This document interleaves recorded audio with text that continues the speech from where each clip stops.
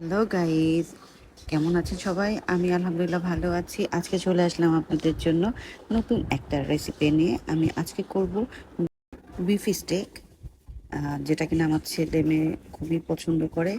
তো আমি এখানে গরুর কুজের গোশটা নিয়েছি, সেগুলো সুন্দর করে ছোট মানে মাঝারি সাইজের পিস করে নিলাম। আর আমি 3-4 ঘন্টা এটা ম্যারিনেট করে রেখে দিব। দেন একটা ফ্রাই প্যান নিয়ে আমি এগুলো সুন্দর করে বাটার দিয়ে ভেজে নিব। তো আমি এখানে মিল্কভিটা আড়ঙের যেটা সেই বাটারটা ইউজ করছি। তো প্রথমে আমি বাটার দিয়ে নিচ্ছি ফ্রাই প্যানে। আর বাটারটা মেল্ট করার জন্য সুন্দর করে আমি ফ্রাই প্যানটা একটু ঘুরিয়ে নিচ্ছি, যাতে বাটারটা সুন্দরভাবে মেল্ট হয়ে যায়। বাটারটা যখন মেল্ট হয়ে যাবে, দেন আমি মেরিনেট করা গোশগুলো এটার মধ্যে ভাজতে দিয়ে দিব। আমার ছেলের কিন্তু এটা ভীষণ পছন্দ, ওর জন্যই আসলে এগুলো করা। তো বাটারটা যখন মেল্ট হয়ে যাচ্ছে, একটু ওয়েট করব। এখন আমি মেরিনেট করা গোশগুলো দিয়ে দিই।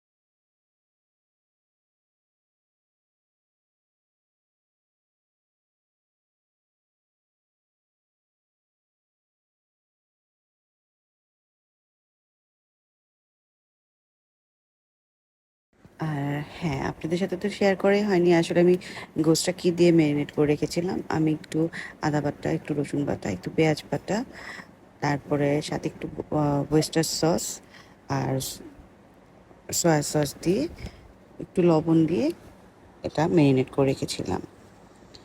বাটার দিয়ে এটা ভেজে নিচ্ছি। সবগুলোই বিফ কিন্তু এখানে দিয়ে দিয়েছি। একটু পরে আমি একটু বাটার দিয়ে নিব, যাতে আরো সুন্দর একটা গ্রান হয়। আর সুন্দর করে ভেজে নিতে হবে আস্তে আস্তে লো আছে, যাতে এগুলো সুন্দর একটা কালার আসে। আমার ছেলে আবার এটাকে একটু গ্রিল গ্রিলের মতো একটু পুরোপুরি খেতে পছন্দ করে। তো অনেকক্ষণ টাইম নিয়ে আমি জিনিসটা ভাজবো। সুন্দর করে ভেজে নেওয়ার পরে দেখতে পাচ্ছেন একটা কালার চলে আসছে। এভাবে বারবার ঘুরিয়ে ঘুরিয়ে ভাজতে হবে। আমি কিছুক্ষণ পরপরই এটাকে একটু পরপরই উল্টে পাল্টিয়ে দিচ্ছি। তো দেখুন অনেক সুন্দর কালার চলে আসছে। তো ভিউয়ার্স, আপনাদের যদি আমার এই ভিডিওটা ভালো লেগে থাকে, আমার রেসিপিটা ভালো লেগে থাকে, অবশ্যই আমার পেজে লাইক, শেয়ার, কমেন্টস করে দিবেন। আর ইউটিউবে অবশ্যই সাবস্ক্রাইব করে দিবেন। আর নতুন নতুন রেসিপি নিয়ে আমি যাতে আপনাদের সাথে হাজির হতে পারি। আর সবাই আমার জন্য দোয়া করবেন, ভালো থাকবেন। আর এটার স্মেলটা এত সুন্দর আসছিল, যেটা বলার বাইরে। এত সুন্দর একটা গ্রান আসছিল। তো ভিউয়ার্স, এই ছিল আজকে আমার রেসিপি বিফ স্টেক। আপনাদের ভালো লাগলে অবশ্যই আমার সাথে থাকবেন, আমাকে বেশি বেশি সাপোর্ট করবেন। আল্লাহ হাফেজ, সবাই ভালো থাকবেন, সুস্থ থাকবেন।